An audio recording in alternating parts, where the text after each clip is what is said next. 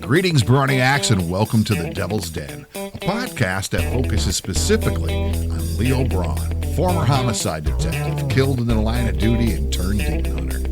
I'm your host, Stitch Mainville, and with me is your co-host, the creator, writer, and producer of Leo Brawn, Mr. Jason Beard. Now, Jason and I will be breaking down each episode of Leo Brawn as we're joined by cast members who give their perspective as well. But first, spoiler alert, we will be discussing the entire episode of The Devil is in the Details. So if you haven't yet listened, stop here, go back and listen to episode 3, and then come on back so we can continue. Okay, so now that you're all caught up, maybe you have some questions like, what are chips and what happened to the narrator? Is it necessary to have an English accent to be a narrator? And our most important question of all for this episode, whatever happened to Leo's golden statue? All this and more on this episode of The Devil's Den.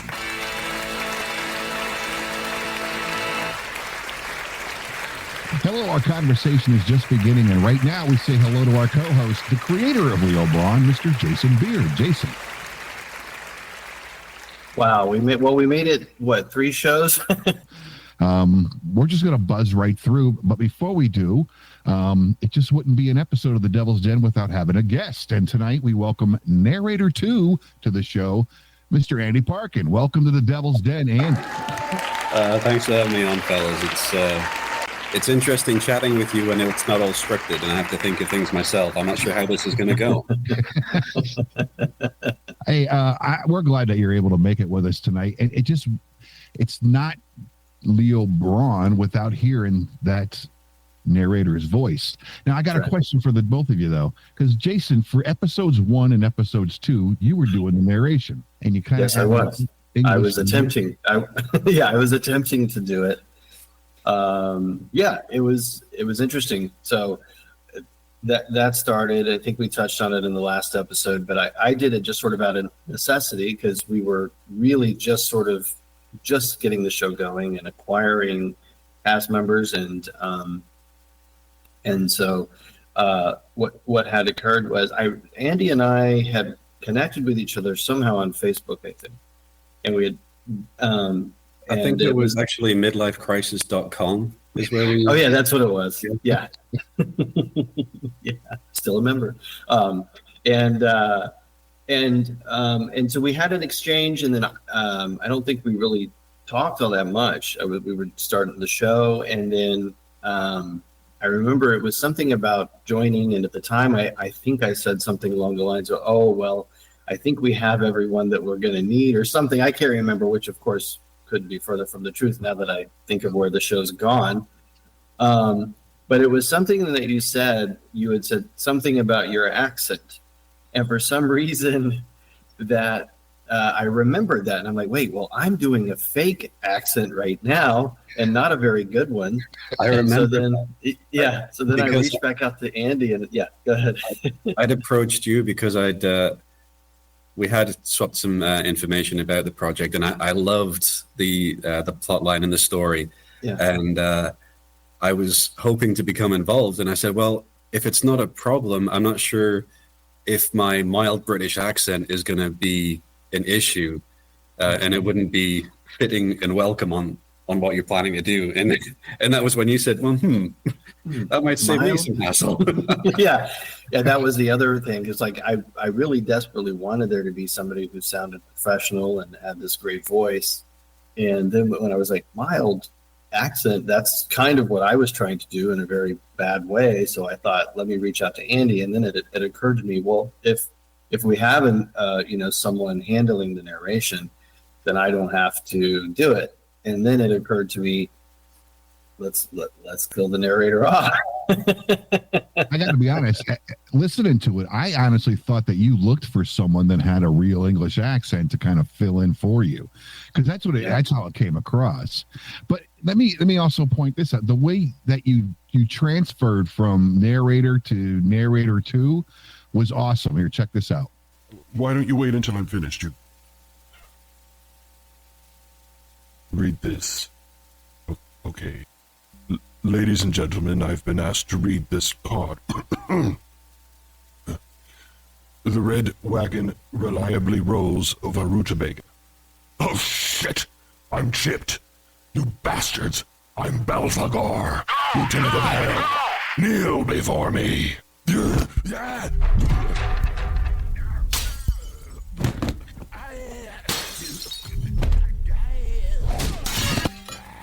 Stay down, Mr. Johansson. We're with the ORA. Get him out of here. Bring in the replacement. Check. Are you good? Yes, I'm set. Goddamn right. Let's go. Let's go. Every time I hear Melrose with the goddamn right, I crack the hell up. It's so damn funny. It was, and it wasn't in the script, so she just sort of popped that line in there, and I was like, oh, that's perfect. I love that so much. But yeah, it was, and this is the one time we've kind of gone meta too, because it's the narrator talking about a story about demon possession, and then he just so happens to also become possessed and saved by some member who we don't know who it is yet of the ORA. And that ushered in our permanent narrator now, Mr. Narrator, Mr. You said it out loud. Oh, yeah. If you... Narrator 2. Andy, I imagine as the narrator for an audio drama, you have quite a bit to read and submit for each episode. Does it ever get the best of you? Sometimes, yes, because Jason is a veritable thesaurus of tricky words to throw out there sometimes. And there's been several times where I've just recorded and re-recorded and then realized I've lived in America too long, so I said urinal instead of urinal, or aluminum instead of aluminium, and I'm like, oh, who am I today? So it has been a little challenging sometimes to maintain the same momentum. So I do try to give Jason a few different options of some of the lines because I don't have any input on how he works his soundscape.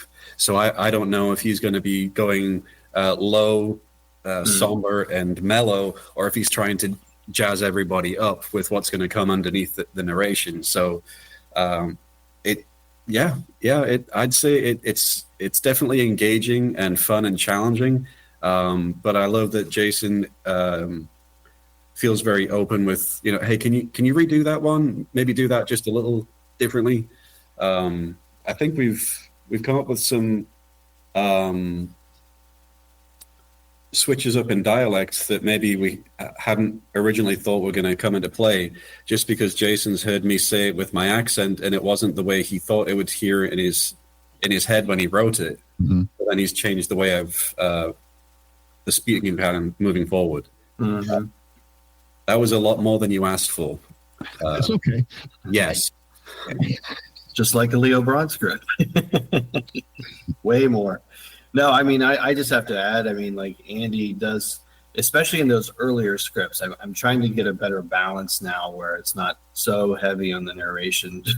There are some that were just like paragraphs long of things that I felt at the time where I didn't know how to convey it otherwise, other than being so descriptive. So there was some heavy dialogue early on, so I'm sure it was a bit of a challenge. But Andy always, like he said, will come in with these alternatives, and then sometimes he'll even sort of rework the way the sentence is said, and then he'll give me those options. And then a lot of the time, if it's kind of more concise than maybe the way I wrote it, I'll use it just because I know it's going to flow a little better, save time. So it's really cool.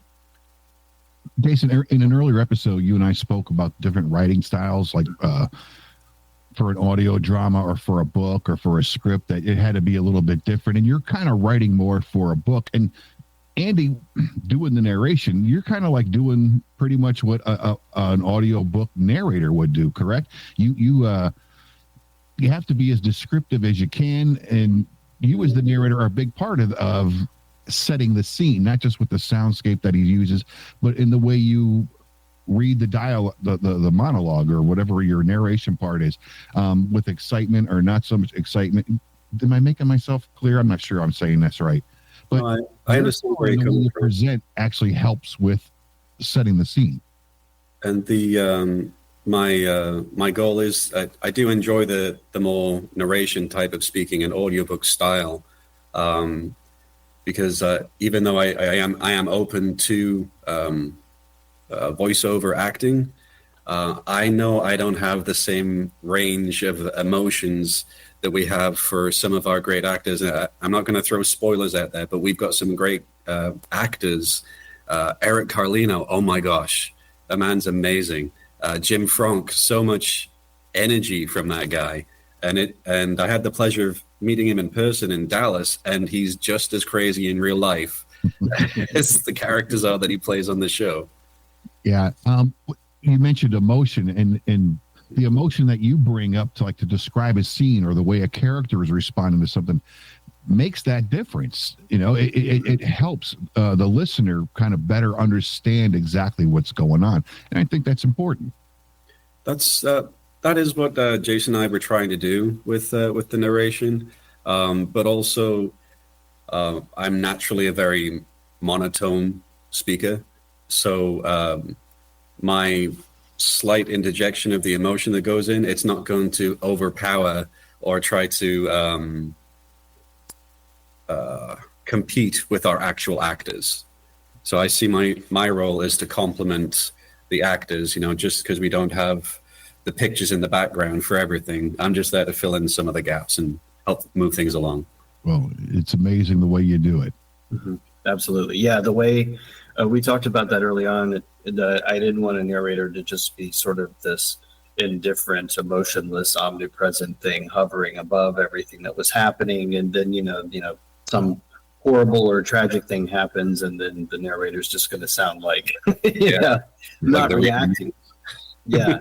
And so I love the way you've done that. Like, you can tell, when it's something touching, and you'll have sort of this more tender sound, or if it's intense, which it often is, the pace is picked up. And so I think it works really well. Somehow, and we don't know how, you're invested in some way in what's happening. Yes. Yeah. And because a lot of times I'm finding out what's happening to our characters as we're going along, because Jason doesn't give me any spoilers, even though I'm narrating this stuff. I'm finding out at the same time everybody else is. I hear you. So that excitement of, he did what? He said that. Well, before we actually review the episode number 3, we asked a trivia question in our last episode, and we're going to get to the answer for that. There was a demon voice that's uncredited in episode 2. There was one voice actor for the possessed Philip, and another voice actor for the possessed Oliver. And the question was, who supplied the voice for the possessed Philip Weston? Well, Jason obviously knows, but for those who don't know, I'm expecting someone to answer. Our very own Stitch Mainville. He provided the voice for the possessed Philip Weston. And I'll tell you what, you mentioned earlier how we don't really know what's really going on. I remember in this, there was a line where I'm supposed to go, no, no, no, Chip. I thought, because we had never discussed what a chip was. I didn't even know what a chip was. So as I'm reading it, I'm thinking he's calling Leo Chip, being a jerk. So I'm like, no, no, no, Chip. Which is why we have reads. Right. Oh, that's hilarious. Yeah, that's true. It's the first time you hear that, right? And you didn't know what it meant. This is the first time I've ever done something like this. So I get a script, and the last script I had was in high school for South Pacific. That was it. So as I'm reading through it, I'm just trying to remember, okay, there's me there. I'm not really reading everything else. I'm just sort of reading my areas, which I found was kind of dry. It wasn't until I had to read everybody's to understand what my character was actually doing and going through. Yeah. Yeah, some of the opportunities to have the table reads have been so much fun. Yeah. And it's difficult it's getting more difficult the more folks that Jason adds to it, because everyone's in a different time zone. I feel like I think we're gonna just have to do it. Think what you did, Stitch, when you were starting to schedule the Devil's Den, is we'll just have to say, this is the time, or here are your few times, and then it's gonna be one of these. Once we get consensus, it's gonna be one, and then if you can show up, great, because we were all trying to accommodate so many, and then it gets out of hand. Well, now I'm going to. But everybody's hitting me up. Well, everybody's hitting me up. It's like, when are we going to do table reads again? And I'm like, they're coming. They're coming. I'm not going to miss anymore because I just found out other people are starting to do Leo's voice in my absence, and I don't want to lose my job. So that's right. Yeah, he heard Terry's Leo impression the other day. As the narrator set up and situated in the beginning of the episode, we dive right into the case, but not before we learn about the other side of this transmigration. Now we get a little bit of like Stuart Bender. You know, we know he offed himself in the pilot, but here we learn more about the victim and hear the story of how he died, and it even goes on so far to learn about his daughter as well in this clip.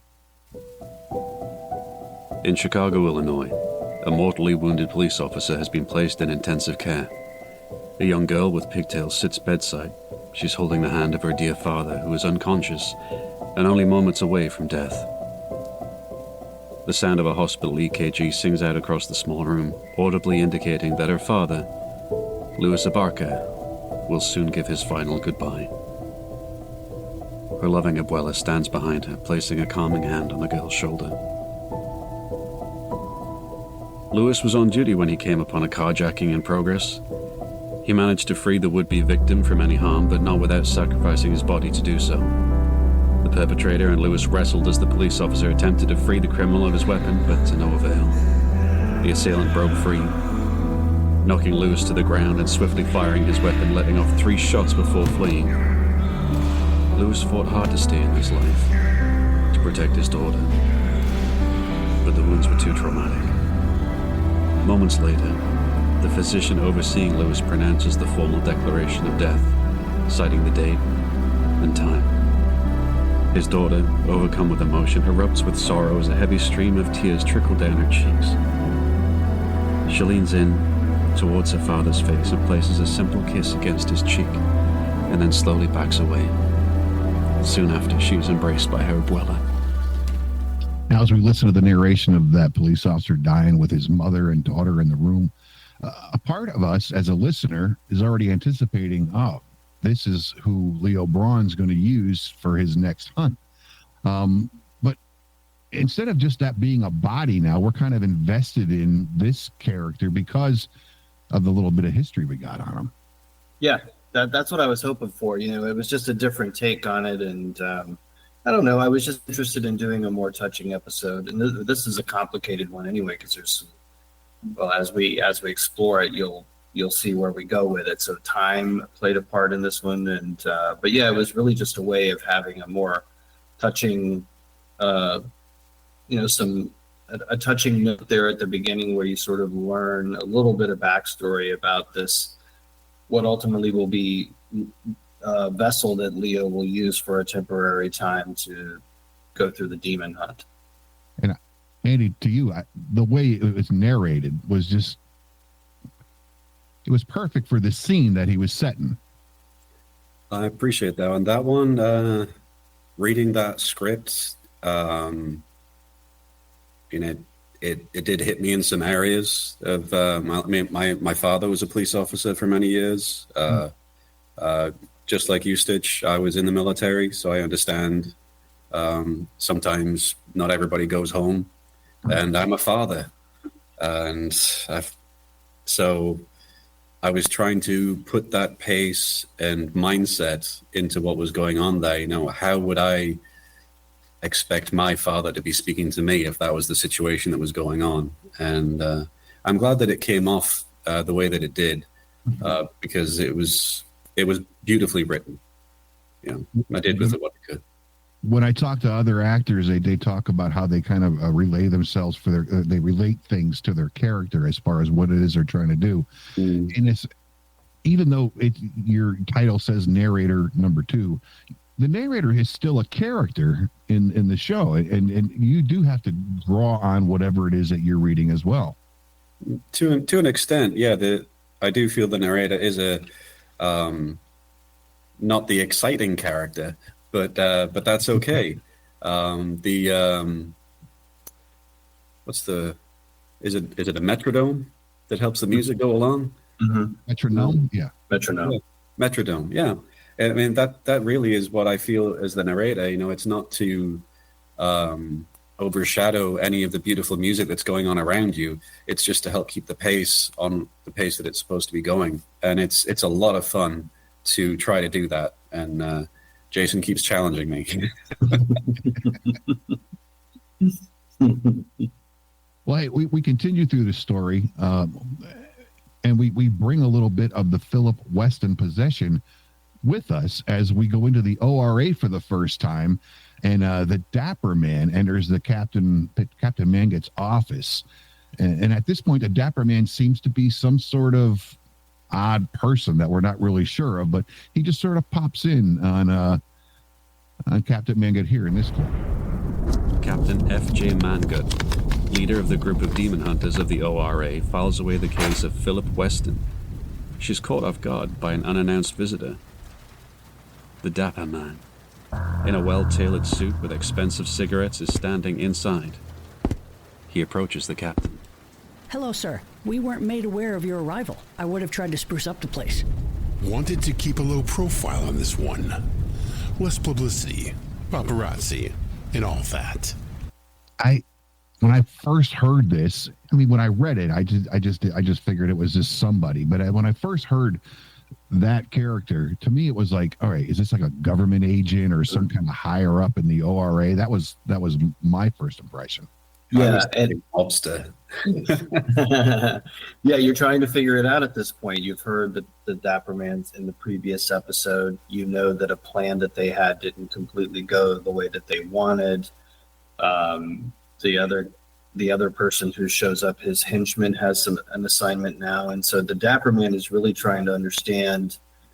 All right, demon that possessed Philip Weston, did you have anything to do with this? Was this all some sort of ruse that you were, something you were playing with here? And it also sort of gives you the first hint that, okay, this is what happens after. This is on the other side of the demon hunt being successful, whereas the ORA agent out in the field, they'll successfully free the subject from the demon, and hopefully that person could go on to live a happy life at some point. But then back in hell, these demons are actually being caught and incarcerated. So this is where you'll find that out shortly. That's what happens. And that takes us to this clip. Section 3.76 of the mandate states, heretofore, there will be no demonic possessions of any human, whether willingly or unwillingly. I don't acknowledge the mandate. No shit, Short. Yes, I know your name. Your real name. Not he who is not known. Descendant of Amaman. Where'd you get that shit? And the voice. Philip isn't here. Straight out of the movies, that one. Oh, not for nothing. By the way, it's pronounced Job, like globe. Not job, as in G. I really hate my job. I took those lines as a kick in the teeth, actually. Well, you know what? We have gyro, and now we have. Here's the thing. This is why I enjoy table reads, because those first two episodes, we didn't do anything like that. And you and I, I would get the script from you, but you and I guess I was looking for direction, which I never had. So I was just going to read what I read. And I grew up Catholic, but I didn't read the Bible. So when I'm reading along and I'm just going through my script and I just see J-O-B, I'm just like job. And I just read it as job. And then when I heard that, I'm listening, I'm like, oh, that was messed up, man.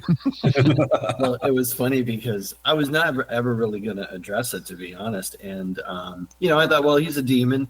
Maybe he's, saying it, sort of sarcastically or, maliciously or something like that. Right. Yeah. So I thought we could probably work around this if it ever comes up. But then one of the actresses on the show, she reached out to me and she's like, that was pronounced correctly, right? And I said, oh, well, we'll fix it. So the reason you see those lines is solely it was just because it ever came up. And so I was like, okay, we'll just have somebody fix it real quick. But yeah, it's cool. It sort of ties it all up and makes it neat. Yeah. I liked it. But again, I just sort of was like, oh man, are they jabbing at me or what? Yeah, it kind of works too, because as we'll learn, Short isn't the type of demon that he purported himself to be when in Demon Hunt. So he's kind of a fraud in a way. He's kind of a low-level demon that was pretending to be some bigwig. And so it kind of works. It also, the Dapper Man going down there to talk with the prisoner kind of fed into the idea that I thought that this was like a government agent, like there was some kind of weird government conspiracy going on in hell. Well, hey, things really start to pick up at this point.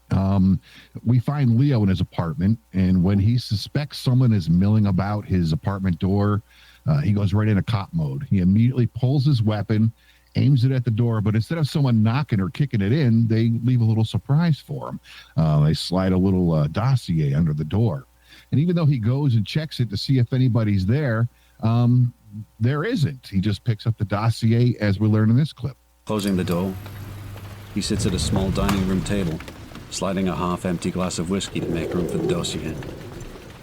There is a sticky note affixed to the face of the file. It reads, "For your eyes only," and then a single letter below the message that reads, S. Now opening the dossier, Leo becomes anxious as he delves into its content. It has the look of a report where he is the subject. The title of the document states, Leo Brawn, Case 87358, Death Details. Revised. Leo shuts his eyes. A painful memory emerging from the back of his mind as he recalls the tragic day when he was taken from the world and people he loved. He squints harder. His vision goes deeper into black, the images of the day growing ever brighter until Leo's mind takes him back several years ago. Several years ago, to where he's sort of in a dream memory, sort of like he goes back, and which I appreciate, because like I was saying before, we in the first episode we jumped right into what was going on, and we never really got to understand what had happened to him or what was going on. We figured we'd learn about it a little bit at a time going through, and this is where it starts. And for me, this is where it really picked up and it got exciting. I really enjoyed this part. I was excited to write it. Yeah, because I was like, we have to kind of, now that we've sort of exposed them to this world, let's give them a little piece of what Leo's life was like. And as it happens, it's right before he winds up there, or so we think. We don't know. But I also love the X-Files. I love shows that had like conspiracy and those types of things. So the whole dossier under the door was sort of a reminiscent or an homage to that kind of show, where it was just giving you the impression that there's other powers at work here, other organizations, other things happening, people trying to either help or at least manipulate for their own reasons or agendas. So that was all starting to sort of just give you the hint that there's a lot going on here. It's not just some dude that died and hunts demons. There's way more happening here. I also like the way that you carefully worded that part of the script. You were deliberately ambiguous on how much time had passed. It wasn't like 5 weeks ago. It wasn't all of this. It was several years ago. So there's still that mystery of how long has this been going on? Right. And I'm not sure if everyone's listened to the full show, but that little seed that gets planted there continues to grow if you pay attention to it in the script. Oh yeah, absolutely. What I enjoyed about this portion is going back and seeing who Leo was in life. The scene where he's in the car with his partner Marcus, and the jocularity between the two of them, I really enjoyed that. The golden statue of the fat man sitting on the crapper is priceless to me, and I just thought it was really cool that we got to see that part of who he was, even if it's just a little bit. I enjoyed that part. Yeah. Well, I mean, I'm a huge. We kind of touched on it in the last episode, like the buddy cop type of thing, that dynamic, and I'm a huge fan I mean, just mystery and crime procedurals, the really, really good ones. I just love that. I love, like, you're sitting with the partners in their patrol car or whatever, and they care about each other, but they're also like brothers, so they're poking at each other the whole time. So I just wanted to show that Leo had that in his former life.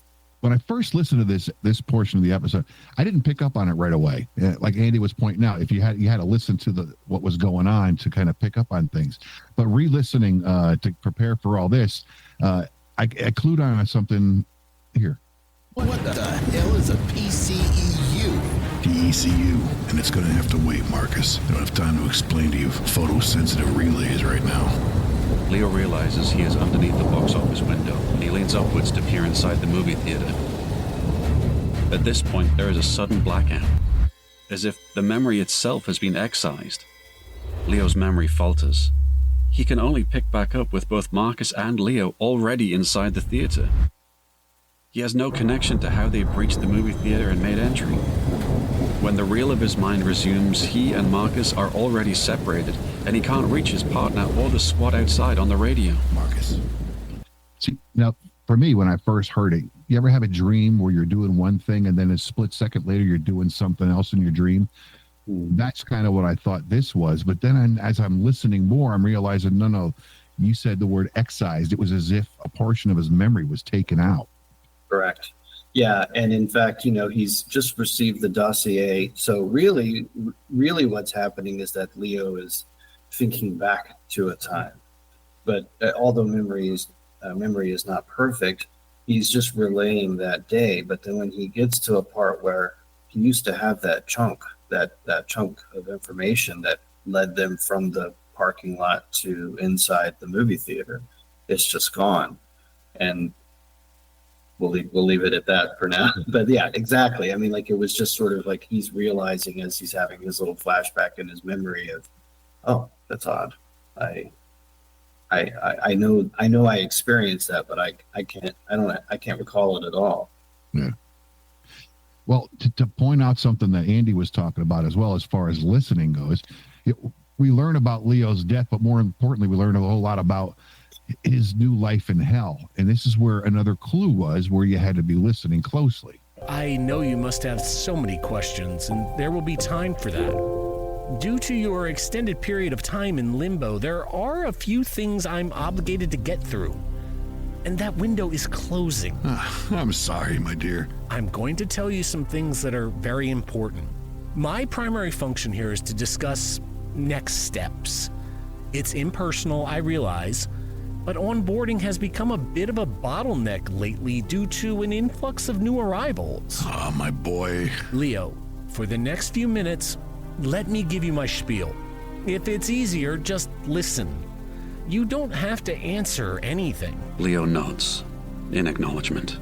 Thank you, Leo. Normally, we'd have far more time to explore your background, discuss your past transgressions, but due to the extended time you've been in limbo, we'll schedule those discussions at a later date. I need to prep you for orientation. Yeah. Twice in that talk with the onboarding, he explained that he was in limbo for an extended amount of time. And again, like Andy was saying, that ambiguous wording to kind of make you wonder what's going on. Right. Yeah, and I can't really delve into it, not because it would be a spoiler for the series, but we touch on it later on. But Sebastian has seen something that is definitely hard to fathom in that death details report, and he's certainly not ready to break it to him, because in this scene, this is Leo's first exposure to hell. He's just found out that he's actually died. He's away from his family, and that he didn't make it to heaven, that he's in hell. He's sort of in an emotional state, in an angry state. And so this is not customary for an onboarding specialist or Sebastian. So he's seeing some issues with this report that he's never experienced before. Like when we get back to Leo in his current day reality, he's pulled out of his memory. A beeper goes off, calling him to duty. I enjoyed this scene because it really showed Leo's humanity. This portion of this clip that I'm going to play, because he's not just a dead cop who's hunting demons. All right, it shows that he was human. He still has a bit of his humanity left in him, as shown here. The sound of a pager beeping brings Leo back to his dull apartment once again. The dossier remains open. Many pages turned over. He removes the pager from his pocket and reads the message that was received.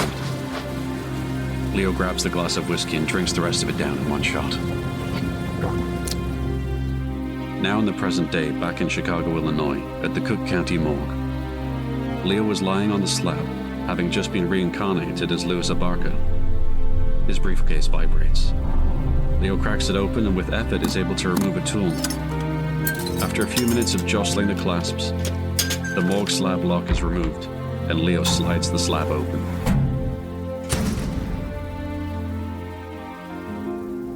Leo exits the morgue in the dead of night.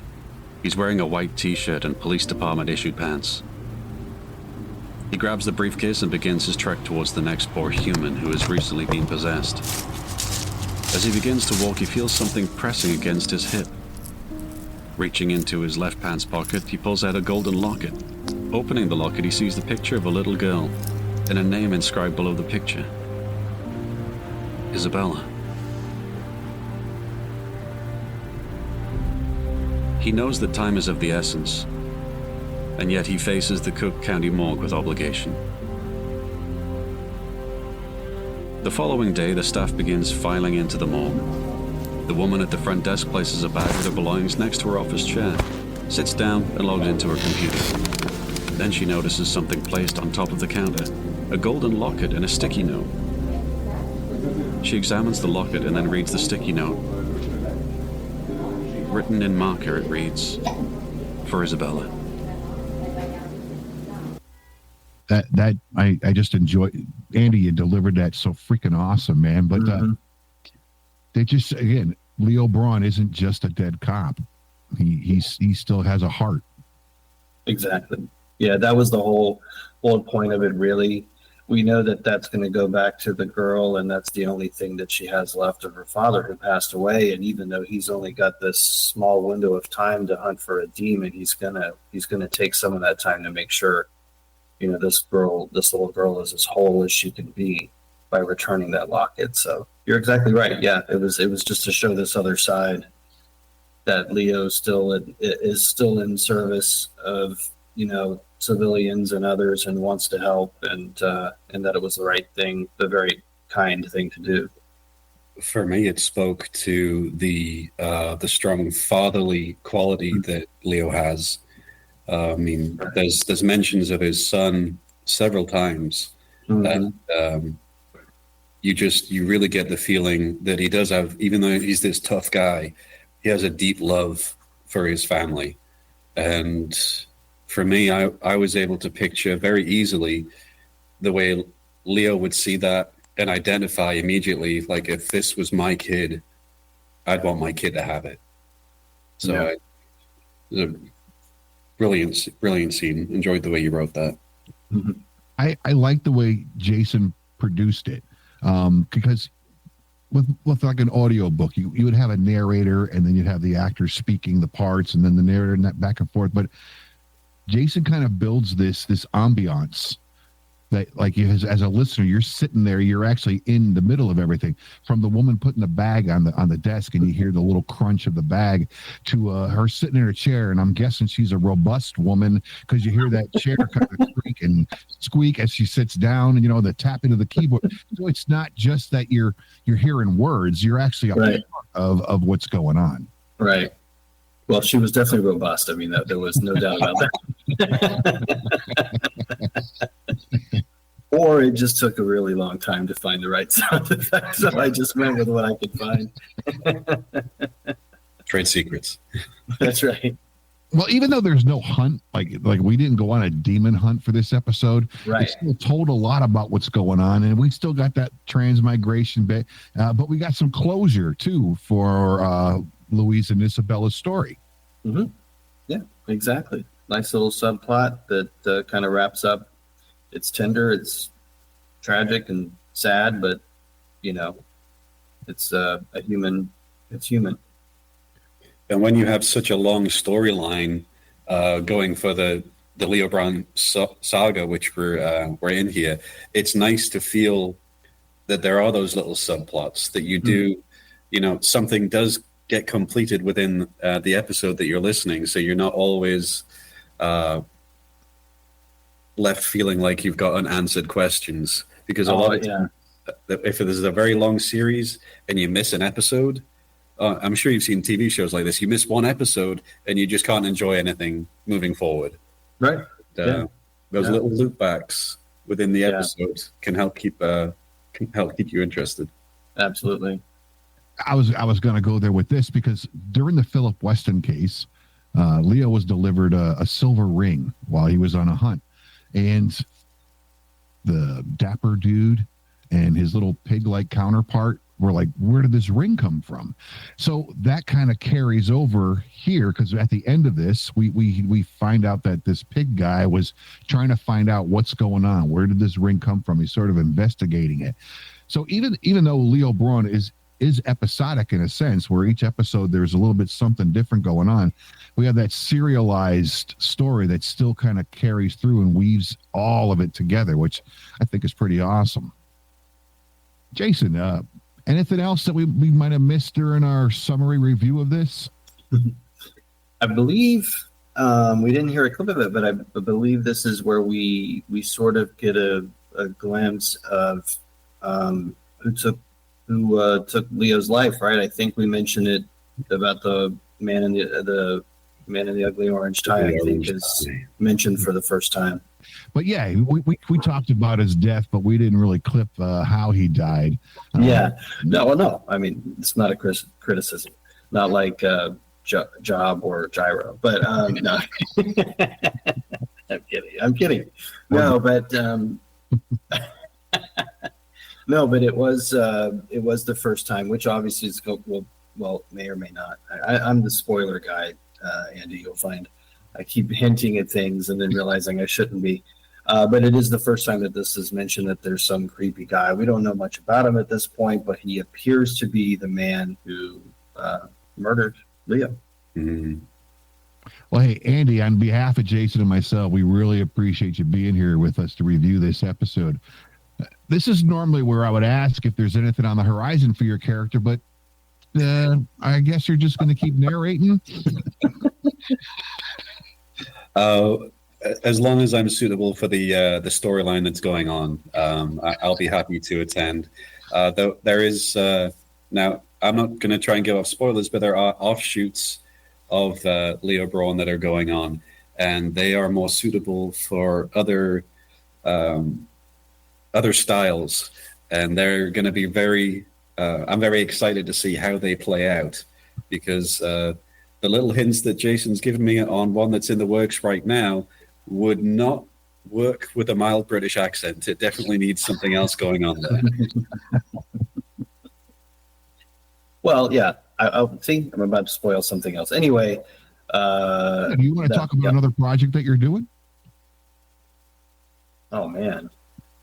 Well, we like you mentioned, we have the Leo Brawn story. So those are sort of like the standalone. The standalone episodes delve into the backstory and stuff like that, and then of course we have the do we break on what the spinoff is, or do we wait on that? It's up to you. Yeah, I mean, we got a Topaz and Stillman spinoff in the works, which we're really excited about. So Jim Franck and Terry Briscoe, they were really the ones that kind of came up with the idea. And then it just sort of, the more and more I started thinking about it, the more excited I got about it, because it's nowhere near anything like I would have ever written otherwise. I would not have thought. The first table read, they brought that up at the very first table. Oh, we need our own show. Yeah. Yeah.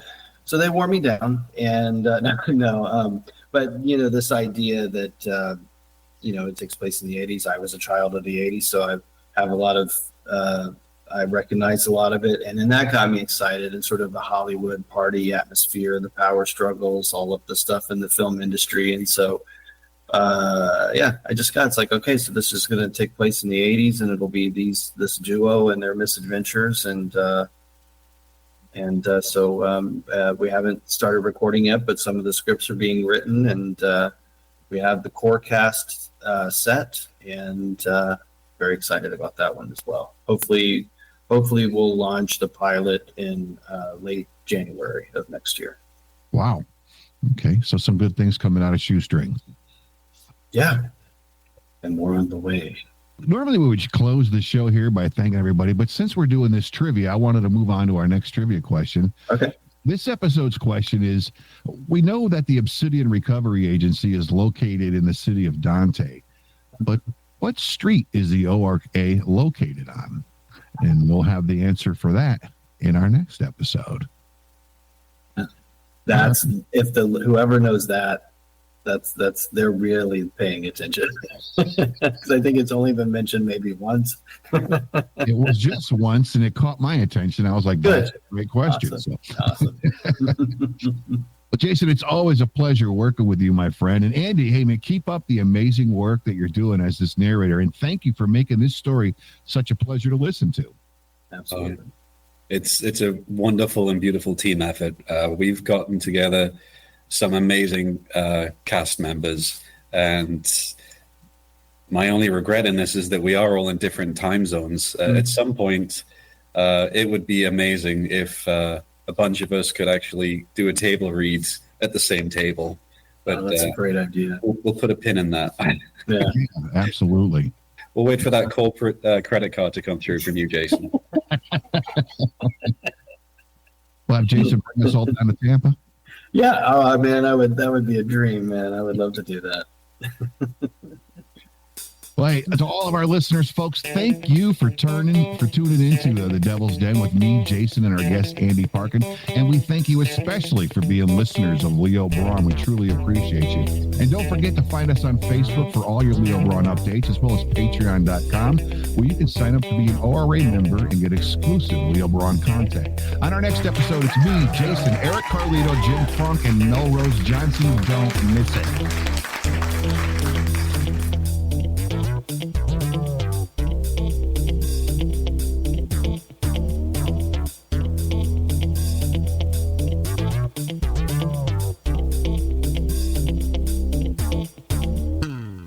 The characters and events depicted in this podcast are fictional.